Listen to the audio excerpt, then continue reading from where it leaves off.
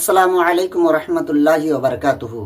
प्यारे दोस्तों, हमारे भारत में 15 साल के बाद जनगणना शुरू हो चुकी है और जनगणना में किन सवालों के जवाब देना है, किन सवालों के जवाब देना ज़रूरी नहीं है, और अगर आपने गलती से भी कुछ ऐसे सवालात हैं जिनके जवाब आपने दे दिया तो आप बहुत बड़ी मुसीबत में पड़ सकते हैं। तो इस वीडियो को आप आखिर तक ज़रूर देखें, क्योंकि आपके घर में कुछ लोग आएंगे, आपसे सवाल जवाब करेंगे, लेकिन आपको सावधान रहना है।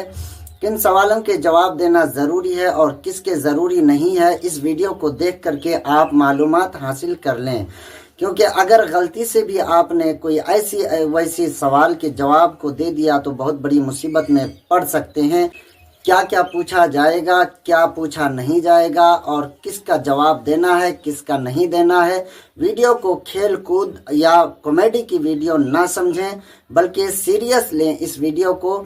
और इस वीडियो में आपको क्या क्या सावधानी रखनी है, किन किन चीज़ों का ख्याल रखना है, इस वीडियो को आखिर तक देखें और अपने दोस्त, अहबाब, रिश्तेदार, हर किसी को ये वीडियो शेयर लाजमी करें।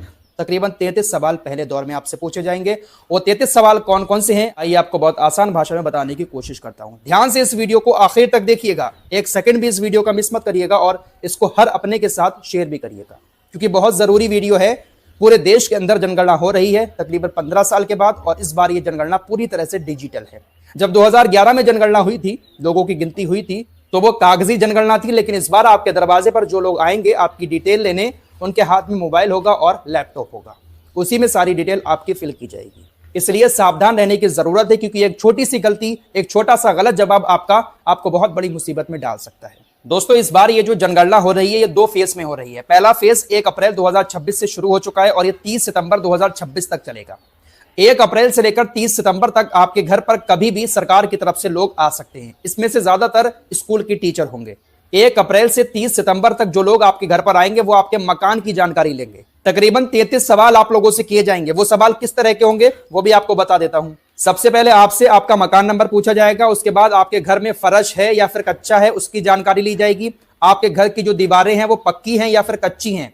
आपके घर पर जो छत पड़ी हुई है वो पक्की है या फिर कच्ची है। पूरे मकान की डिटेल पहले फेज में आप लोगों से ली जाएगी। आपके परिवार में कितने लोग हैं, आपके परिवार के मुखिया का नाम क्या है, आपकी जाति क्या है, अनुसूचित जाति, अनुसूचित जनजाति या फिर दूसरी। आपके मकान में कितने कमरे हैं, आपके घर में कितने शादीशुदा जोड़े हैं। आप जो अपने घर में पानी पीते हैं उसका सोर्स क्या है, वो पानी कहां से आता है। आपके घर में खुद नल लगा हुआ है, सरकारी टंकी का पानी पीते हैं या फिर बाहर से मंगाकर पानी पीते हैं। आपके घर में जो बिजली है उसकी भी डिटेल आपको देनी पड़ेगी, कहां से आती है, कितना आप इस्तेमाल करते हैं। आपके घर में शौचालय है या नहीं है, आपके घर का जो गंदा पानी है वो कहां जाता है, आपके घर में नहाने की सुविधा है यानी बाथरूम वगैरह है या नहीं है, इसकी जानकारी भी आपको देनी पड़ेगी। अपने किचन की जानकारी भी आपको देनी होगी। एलपीजी कनेक्शन है या पीएनजी कनेक्शन है ये भी आपको बताना पड़ेगा।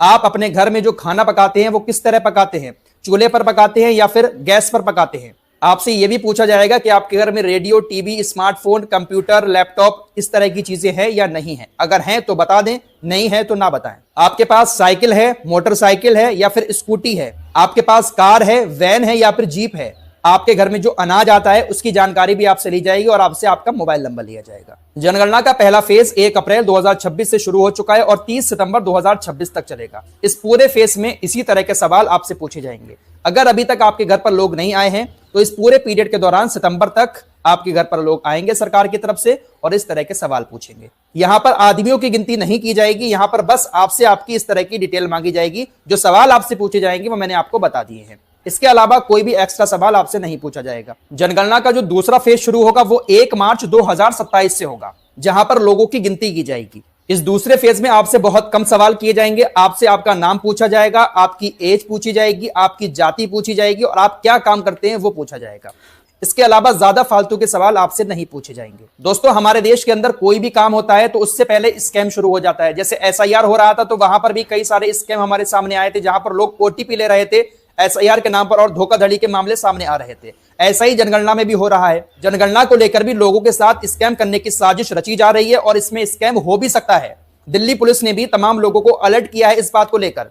दरअसल ये जो दोनों फेजेस होंगे जनगणना के, इन दोनों फेजेस में आपसे जो आपके घर लोग आएंगे वो पर्सनल डिटेल नहीं पूछेंगे, जैसे बैंक डिटेल, आधार नंबर या ओटीपी, इस तरह की चीजें आपसे नहीं पूछी जाएंगी। आपके घर पर जो सरकार की तरफ से लोग आएंगे वो आपसे आपके परिवार की संख्या पूछेंगे, आपकी जो बेसिक डिटेल है जैसे उम्र, लिंग, व्यवसाय, इन सारी चीजों के बारे में पूछेंगे। और कौन कौन से सवाल पूछेंगे वो मैं आपको पहले बता चुका हूं।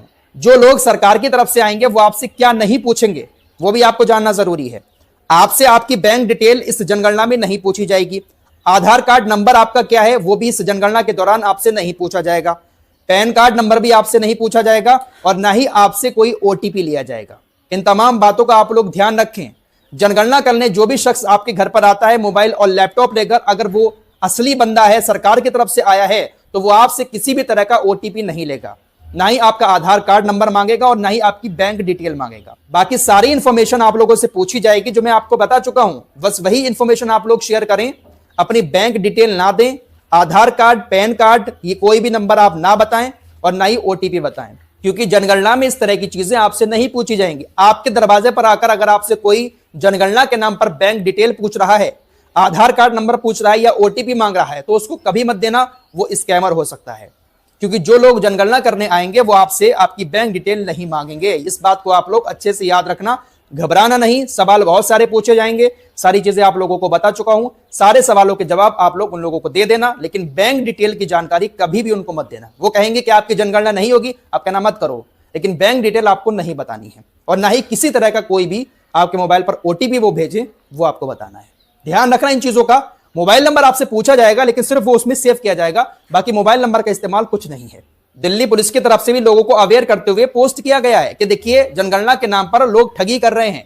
जो अधिकारी आपके घर पर आ रहे हैं वो आपसे ओटीपी मांग रहे हैं, यूपीआई पिन मांग रहे हैं। अगर कोई भी आपके दरवाजे पर आकर जनगणना के नाम पर इस तरह की चीजें मांगता है तो आप तुरंत 1039 पर कॉल करके इस बात की जानकारी दें। 1039 ये साइबर क्राइम की हेल्पलाइन है। आप इस पर तुरंत कॉल करके जानकारी दें कि हमारे दरवाजे पर ऐसे ऐसे लोग आकर ऐसी डिटेल मांग रहे हैं।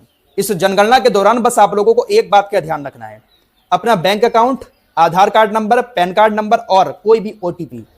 कोई भी शख्स आपके दरवाजे पर आकर पूछता है, आपको ये 4 चीजें नहीं बतानी है। बाकी जो भी जानकारी वो आपसे ले रहा है, आप सारी जानकारी दे दें अपने घर की। कौन कौन सी इंफॉर्मेशन आप लोगों से वो लेंगे, सारी चीजें मैं आप लोगों को शुरुआत में बता चुका हूं। उम्मीद करता हूं कि आपको अब सारी चीजें क्लियर हो चुकी होंगी। जो भी डिटेल मैंने आपको दी है आपको अच्छे से समझ में आ चुकी होगी। इसलिए इस वीडियो को अपने पास सेव करके रखें और अपने लोगों को भी शेयर करें।